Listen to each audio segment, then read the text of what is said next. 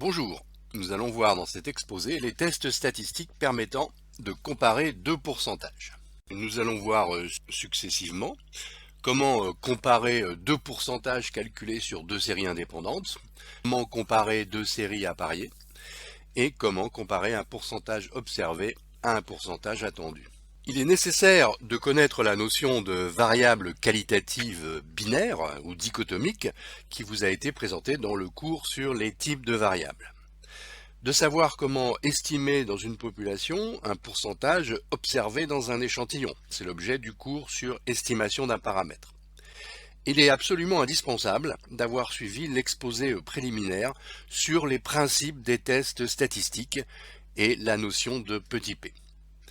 Enfin, une brève allusion sera faite à la fin de l'exposé à la loi binomiale. Nous avons vu dans l'exposé sur les principes généraux des tests statistiques que tous les tests calculent la probabilité d'avoir obtenu la différence observée si l'hypothèse nulle est vraie. Cette probabilité, c'est ce qu'on appelle le petit p. Donc un test, quel qu'il soit, est en quelque sorte une machine à fabriquer du petit p, et nous allons voir quels ingrédients il faut mettre dedans pour comparer deux pourcentages. Alors pour comparer deux pourcentages sur deux séries indépendantes, nous allons voir deux types de tests, le test de Fisher et le test du Qui2. On va commencer par un petit exemple d'une épidémie de gastro-entérite dans une collectivité, dont une des causes pourrait être la consommation d'huîtres.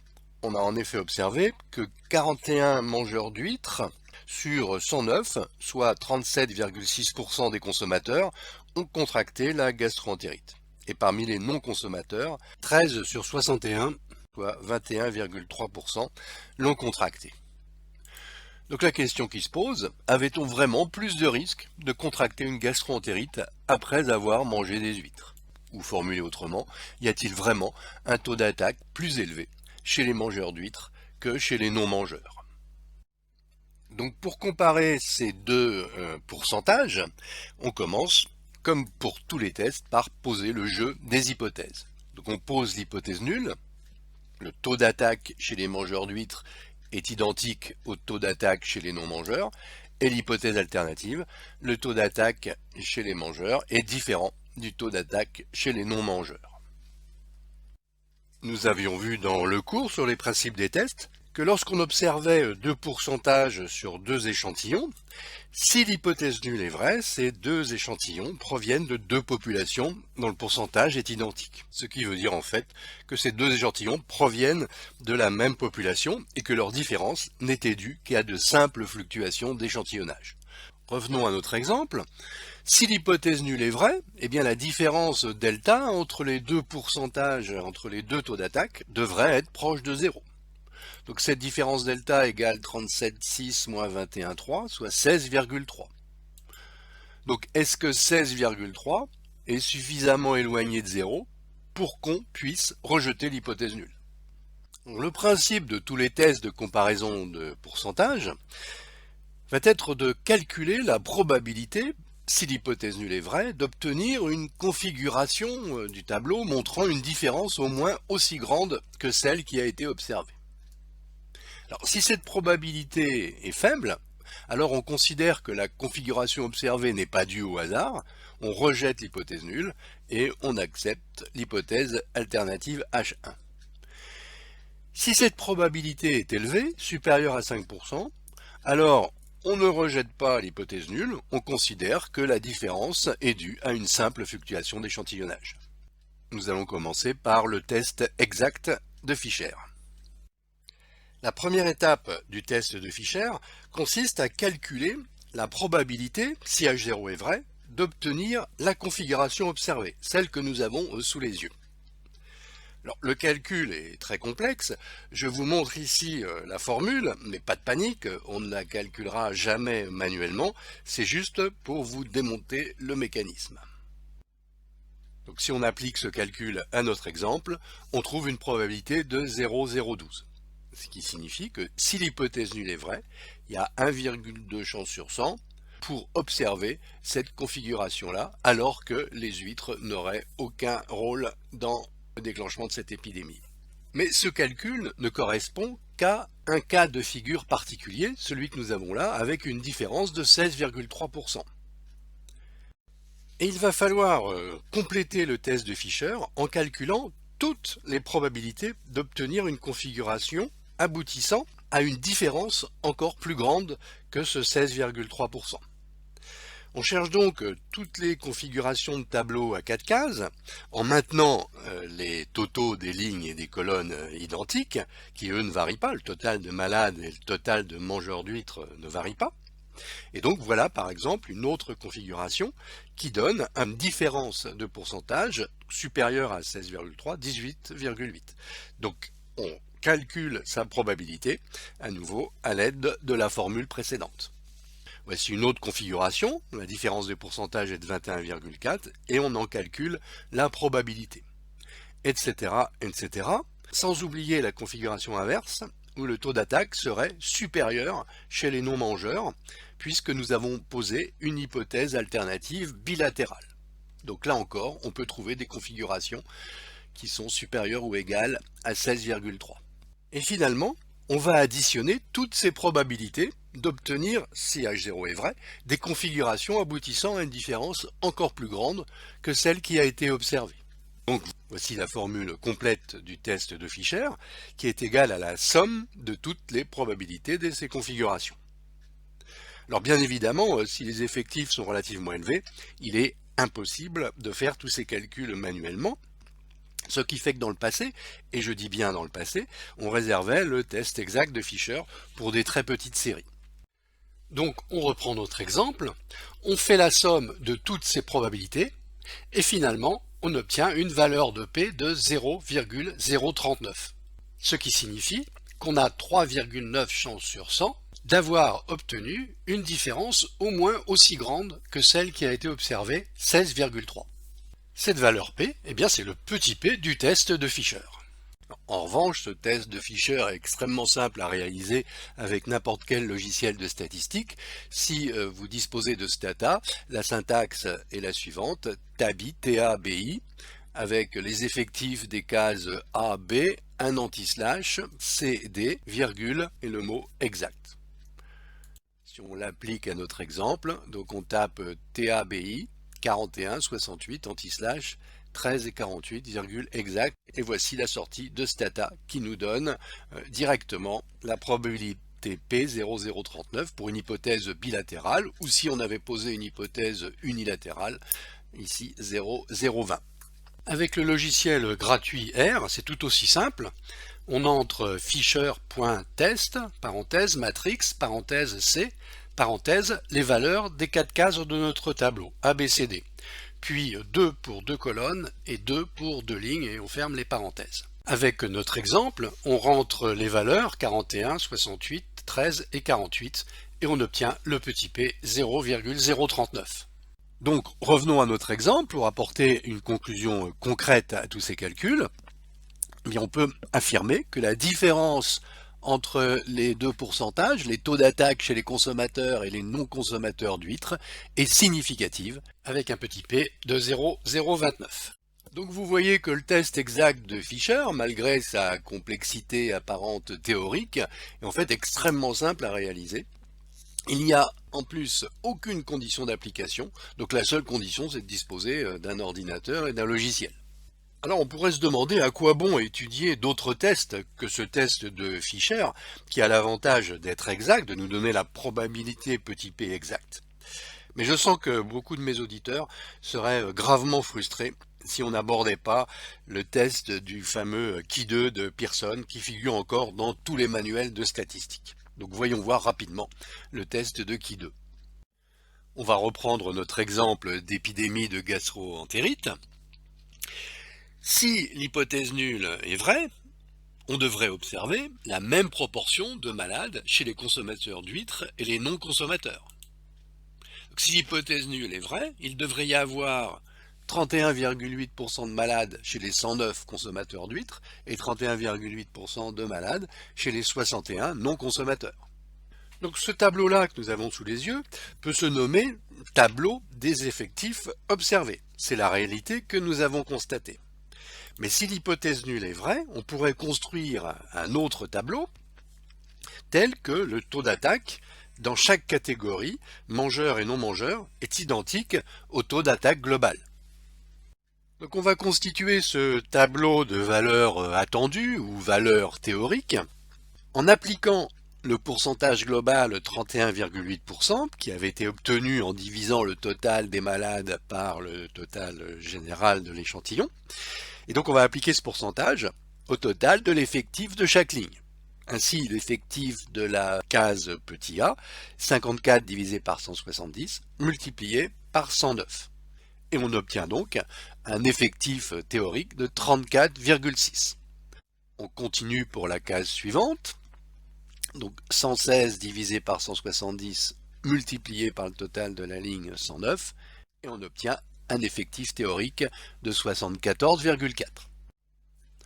On continue de la même façon pour la ligne du dessous, les non-mangeurs d'huîtres, et on obtient finalement le tableau à 4 cases des effectifs théoriques qu'on aurait observés si l'hypothèse nulle était vraie.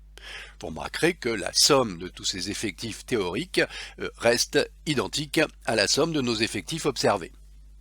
Et voici donc maintenant confrontés nos deux tableaux, le premier les effectifs observés et le deuxième les effectifs théoriques si l'hypothèse nulle était vraie. Et maintenant nous allons comparer ces deux tableaux. Alors les effectifs observés, nous allons les appeler les OI, et les effectifs attendus, théoriques ou calculés, nous allons les appeler les CI. Et donc nous allons comparer chaque case avec la case correspondante. Et si l'hypothèse nulle est vraie, la somme des différences entre les effectifs observés OI et les effectifs calculés CI devrait être proche de 0.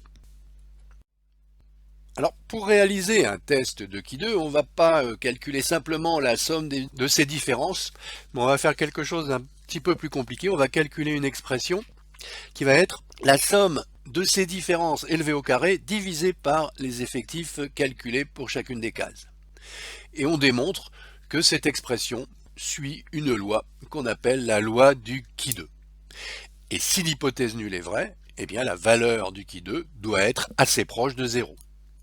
Alors le problème, c'est qu'il y a autant de lois de Ki2 que ce qu'on appelle le nombre de degrés de liberté. Alors juste un petit mot sur cette notion de degré de liberté. Ici, nous avons un tableau à 4 cases dont les totaux sont fixés. On appelle cela un tableau de contingence. Pour remplir une des cases du tableau, nous sommes libres pour l'instant de poser n'importe quel chiffre inférieur au total. Alors, posons par exemple 32. À partir de maintenant, nous n'avons plus de liberté, nous sommes contraints de remplir les cases vides par les différences. Alors, si on veut généraliser à des tableaux plus grands, on obtient le nombre de degrés de liberté en multipliant le nombre de colonnes moins 1 par le nombre de lignes moins 1. Et dans le cas particulier de la comparaison de deux pourcentages avec un tableau à 4 cases, nous avons bien 1 degré de liberté.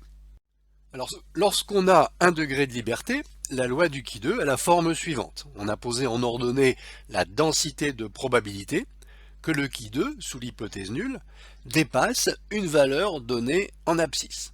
Donc la probabilité est très élevée que le Ki2 soit proche de 0. Et on notera la valeur seuil critique de 3,84 qui signifie que si l'hypothèse nulle est vraie, alors il n'y a plus que 5 chances sur 100 que le Ki2 dépasse cette valeur de 3,84. Donc le principe du test de Ki2 à 1 degré de liberté est le suivant.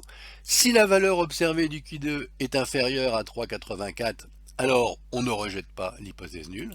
Si la valeur observée du Ki2 est supérieure à 3,84, on rejette l'hypothèse nulle. Et on regarde dans la table du Ki2 la valeur du petit p correspondant à la valeur observée du Ki2. Et voici ici une table du Ki2 à 1 degré de liberté avec quelques valeurs de Ki2 et la probabilité alpha correspondante. Donc plus la valeur du Ki2 est élevée, plus la probabilité alpha de l'observer est faible. Donc nous allons calculer le Ki2 dans notre exemple. Je passe rapidement sur les détails un peu austères du calcul pour aboutir finalement à une valeur de 4,8. Qui2 est égal à 4,8, donc il est supérieur à 3,84, la différence est significative, et on va regarder dans la table où se situe la valeur 4,8. 4,8 immédiatement supérieur à la valeur 4,71, correspondant à une probabilité alpha de 3%. Et comme les tables ne sont pas très précises, vous pouvez avoir une valeur plus exacte du petit p en tapant dans une case Excel égale 1 moins loi.qui2.n entre parenthèses la valeur du qui2, point virgule, le nombre de degrés de liberté, ici 1, point virgule, le paramètre vrai, et on ferme la parenthèse. Et on obtient la valeur petit p égale 0,029. Bien évidemment, tous ces calculs sont très fastidieux à faire manuellement. Si vous disposez d'un logiciel comme Stata, eh bien on écrit de la même façon que pour le test de Fisher, la syntaxe TABI avec les effectifs des cases A, B, anti-slash, C et D, virgule, et cette fois-ci on écrit qui2, CHI et 2. Et voici la sortie de Stata qui vous donne directement à droite la valeur du petit p 0,029. Alors voici la syntaxe avec le logiciel R, qui est un petit peu compliqué, mais il suffit de la recopier exactement, en faisant bien attention à la casse. Et en y intégrant les valeurs des 4 cases, on obtient le petit p de 0,029. Donc revenons à notre exemple pour apporter une conclusion concrète à tous ces calculs. Eh bien, on peut affirmer que la différence entre les deux pourcentages, les taux d'attaque chez les consommateurs et les non-consommateurs d'huîtres, est significative, avec un petit p de 0,029. Alors, les conditions d'application d'un test de qui2, c'est que les effectifs théoriques dans chaque case doivent être supérieurs ou égaux à 5. Alors, dans cet exemple, on remarque que 2 des effectifs calculés dans les tableaux du bas sont inférieurs à 5. Dans ce cas-là, donc, on ne peut pas utiliser le test de qui2 et il faudra utiliser le test de Fisher exact. Alors, faut-il utiliser le test de Fisher ou le test de qui2? Comment choisir? Alors, on peut utiliser Stata pour comparer les résultats des deux tests. En effet, si dans la syntaxe, après la virgule, on écrit à la fois qui2 et exact, on obtiendra les petits p pour les deux tests. Et donc vous remarquez que la valeur du petit p pour le qui2 de Pearson, ici 0,029, alors que le test de Fisher exact nous donnait 0,039. Vous voyez donc que ces deux valeurs ne sont pas strictement identiques, bien que ça ne change rien sur le résultat final. En fait, vous avez une valeur exacte, qui est celle du Fisher, et puis la valeur du petit p donnée par le test du qui2, en fait, ce n'est qu'une valeur approchée. Ici, j'ai pris un exemple avec des effectifs assez faibles, 8, 4, 3 et 9, et vous voyez que les effectifs théoriques calculés sont tous supérieurs à 5. Donc, on a le droit, normalement, d'effectuer un test du qui2. En effectuant les deux tests, on observe que le test exact de Fisher nous donne un résultat non significatif avec petit p égale 0,1, 10%, alors que le test de qui2 nous donne un petit p de 0,04. Et donc, si on utilise le test de qui2, on conclurait dans cet exemple à tort à une différence significative. Donc la valeur du qui2, valeur approchée, est ici manifestement erronée. Alors, par ailleurs, on dit souvent, et il est écrit partout, que le test de Fisher est réservé aux petits effectifs. Alors ici, je me suis amusé avec Stata à essayer de faire exploser le logiciel, et vous voyez qu'ici, j'ai un tableau avec environ 10 millions de sujets dans chaque case. Stata calcule immédiatement le test de Fisher, soit bilatéral, soit unilatéral. Donc pas de limite à l'utilisation du test de Fisher. Donc en conclusion, pour comparer deux pourcentages, je vous conseille d'utiliser toujours le test exact de Fisher qui vous donne par définition une valeur exacte du petit p. Utilisez le test de qui2 seulement lorsque vous ne disposez pas d'un logiciel qui permette de faire ça. Je vous donnerai à la fin la référence de Biostat TGV, qui est un logiciel en ligne, libre d'accès, gratuit, et qui vous permet de faire ce test de Fisher immédiatement. Quant au test qui2 corrigé de Yates, dont vous avez sans doute entendu parler, pour les petits échantillons, eh bien, il n'y a plus lieu de l'utiliser maintenant qu'on peut utiliser le Fisher exact. Voyons maintenant, deuxième partie de notre exposé, comment comparer deux séries à parier d'une variable qualitative binaire. Prenons un exemple où on désire comparer la fréquence du tabagisme à 10 ans d'intervalle. Alors pour faire cela, on a interrogé une série d'individus en 2005 pour savoir s'ils étaient fumeurs ou non fumeurs, et la même série d'individus a été interrogée de la même façon en 2015. Donc il s'agit donc bien de séries à parier, car ici on dispose de deux valeurs pour chaque individu des deux séries. Et bien évidemment, les effectifs des deux séries sont égaux. Donc en 2005, on avait compté 34 fumeurs sur un total de 100 sujets interrogés, soit un pourcentage de 34%, et en 2015, on en avait compté 23, soit 23%. Alors on aurait pu comparer ces deux pourcentages comme précédemment, c'est-à-dire comme deux séries indépendantes, et le résultat du test ici aurait été de 0,08, c'est-à-dire une différence non significative. Mais procéder ainsi serait ne pas tenir compte du lien évolutif qui existe chez chaque individu. Dans une analyse à parier, ce qu'on va faire, c'est noter pour chaque individu l'évolution du couple de la variable binaire.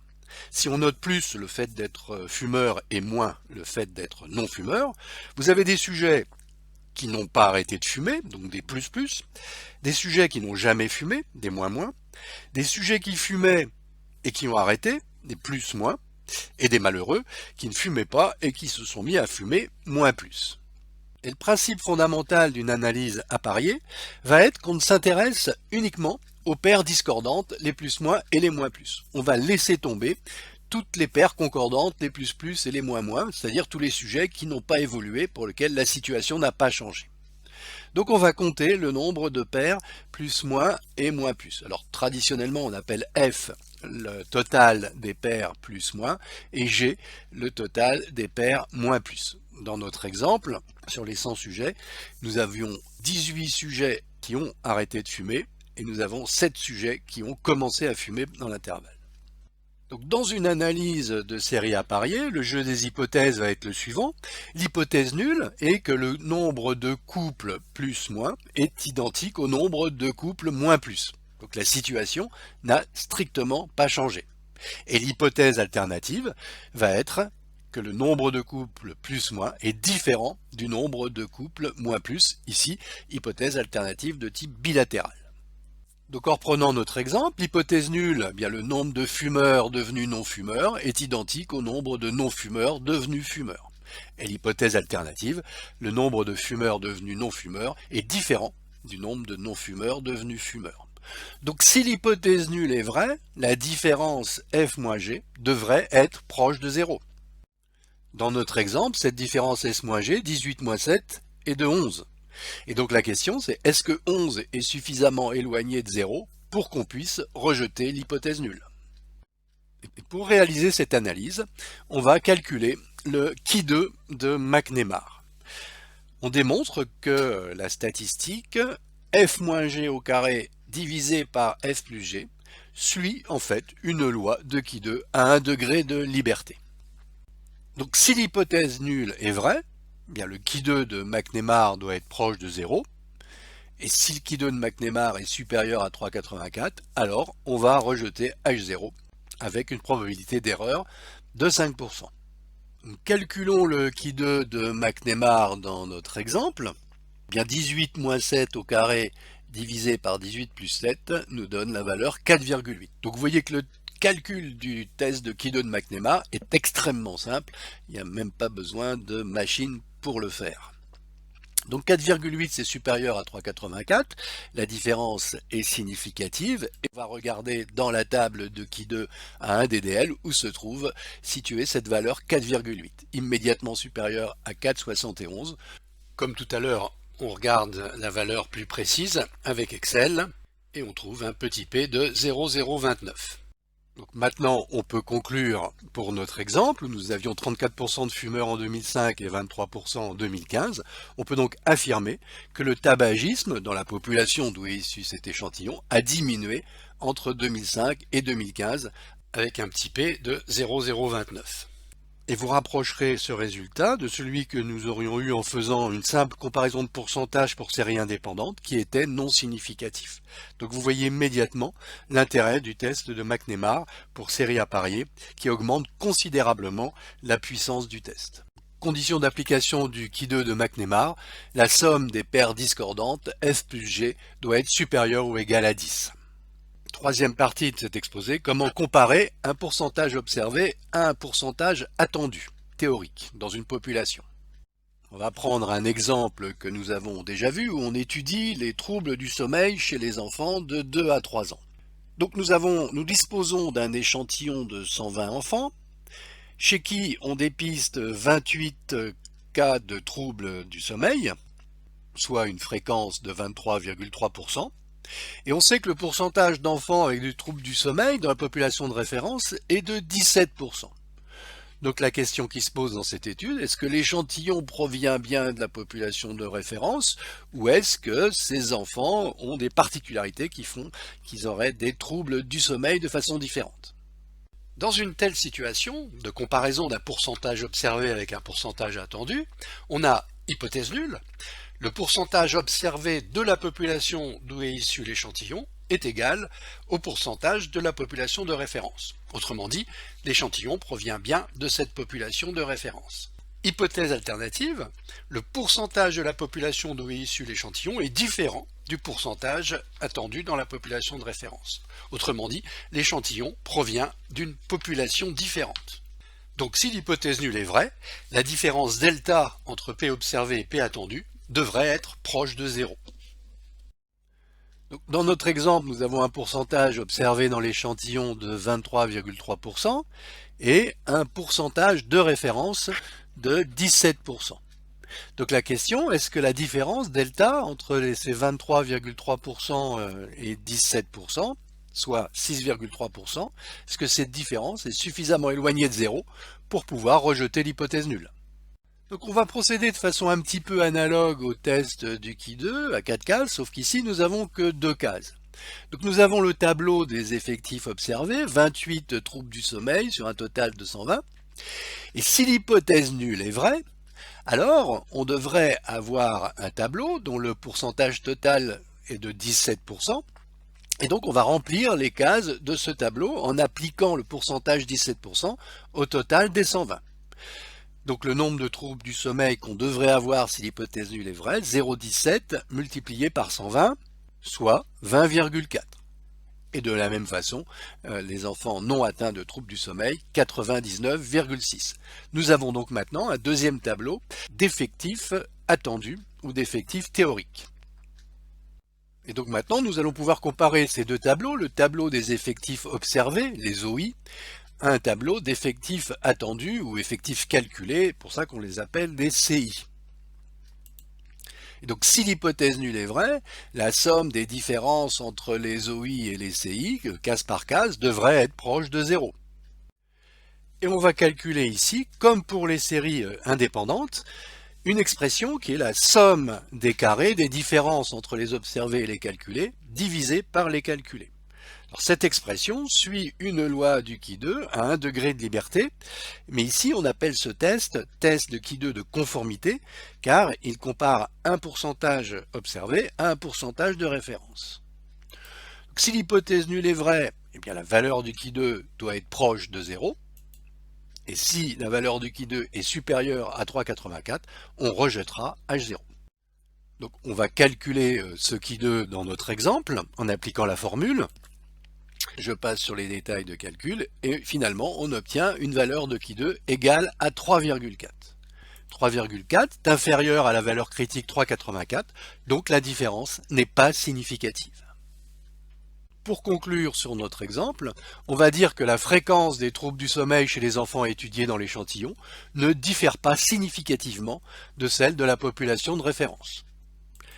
Alors, on ne peut pas affirmer pour autant que l'échantillon est représentatif de la population. On peut simplement dire qu'il n'y a pas d'argument pour exclure cette hypothèse. Car vous savez qu'on ne peut jamais accepter une hypothèse nulle. Condition d'application d'un test de Qui2 de conformité, eh bien les effectifs théoriques doivent être supérieurs ou égaux à 5. Alors jusqu'à maintenant, dans cet exemple, Nous avions opposé l'hypothèse alternative bilatérale, savoir que la fréquence des troubles du sommeil était différente entre la population dont était issu l'échantillon et la population de référence. On ne posait pas d'hypothèse pour savoir si les enfants dormaient mieux ou plus mal. Mais si on a des arguments pour penser que l'échantillon étudié provient d'une population d'enfants qui présentent des troubles du sommeil, alors il faudrait poser une hypothèse H1 unilatérale. C'est-à-dire que la fréquence des troubles du sommeil dans cette population est supérieure à la fréquence dans la population de référence. Alors, le test de Qui 2 ne nous permet pas de tester une hypothèse alternative unilatérale. Alors pour cela, il nous faut revenir à la loi binomiale que nous avons vue dans une vidéo spécifique. Vous vous souvenez que la loi binomiale permettait de calculer la probabilité d'observer la fréquence d'un événement dans un échantillon en fonction de la fréquence attendue de cet événement. Et nous avions vu que la loi binomiale cumulée permettait de calculer la probabilité d'observer au moins n événements dans un échantillon en fonction de la fréquence attendue de l'événement. Donc, si l'hypothèse nulle est unilatérale, cette probabilité n'est autre que le petit p d'un test statistique. Donc, en reprenant notre exemple, on peut appliquer la formule Excel qui nous permet de faire ce type de calcul, formule que nous avions vue dans l'exposé sur la loi binomiale. Donc on pose dans une case Excel 1 moins loi.binomial.n avec entre parenthèses le nombre de sujets présentant la caractéristique étudiée, nombre de troubles du sommeil moins 1, 28 moins 1, point virgule, la taille de l'échantillon, 120, point virgule, la fréquence de référence, 0,17, point virgule, le paramètre vrai, on ferme la parenthèse. Et on obtient directement la probabilité 0,046 qui correspond au petit p. On peut donc maintenant conclure en affirmant que la fréquence des troubles du sommeil chez les enfants étudiés est significativement supérieure à celle de la population de référence avec un petit p inférieur à 5%. Alors cette valeur du petit p en situation unilatérale obtenue par la loi binomiale est à rapprocher de celle que nous avions trouvée en situation bilatérale avec le test de Qui 2 de conformité qui ne nous permettait pas de conclure. Nous voilà donc à la fin de cet exposé où nous avons vu pas mal de tests permettant de comparer deux pourcentages dans des situations différentes. Donc avant de commencer un test, bien regarder dans quelle situation on se trouve, quel est le type des séries qu'on cherche à comparer. Est-ce qu'il s'agit de deux séries indépendantes où on cherche à comparer deux pourcentages P1 et P2, auquel cas on utilisera en première intention le test de Fisher exact pour lequel il n'y a aucune condition. Et sinon, on pourra utiliser le classique test de Qui 2. Est-ce qu'on se trouve dans la situation de série appariée, où on ne prendra en compte que les paires discordantes, plus, moins et moins plus, à l'aide du test de Qui 2 de McNemar?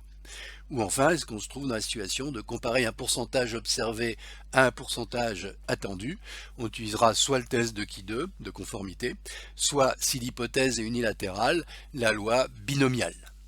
En conclusion de cet exposé sur les façons de comparer deux pourcentages, je suis navré de vous avoir abreuvé de tous ces calculs et toutes ces formules, mais ne soyez pas effondrés par toute cette complexité. L'important n'est pas de savoir faire les calculs, ni de les réussir, les logiciels font cela très bien.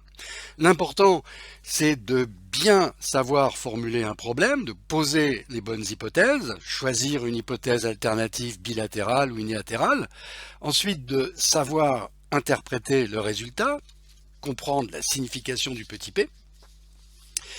Et enfin, je répète ce que j'ai déjà dit, lorsque vous disposez des outils adéquats, préférez les méthodes exactes, test de Fisher ou loi binomiale, réservez le Qui 2 pour les jours où vous ne disposez que d'une gomme et d'un crayon. Là, il peut encore être utile. Et sur ces bonnes paroles, je vous dis à bientôt. Il existe de très nombreux ouvrages de statistiques, mais je vous ai mis ici les deux bibles en ce qui concerne les statistiques médicales et biologiques.